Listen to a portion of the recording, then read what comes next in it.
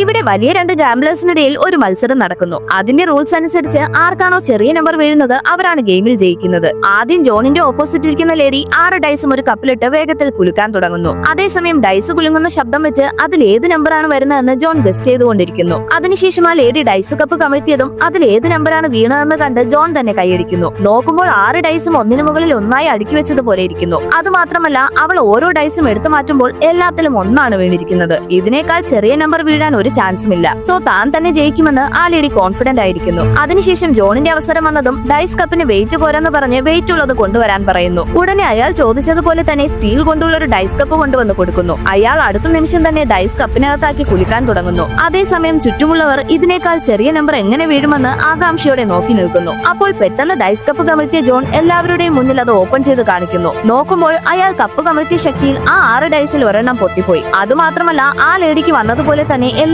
ഒന്ന് തന്നെ വീണിരിക്കുന്നു. അവസാനം അയാൾ തന്നെ ഗെയിമിൽ വിൻ ചെയ്യുന്നു.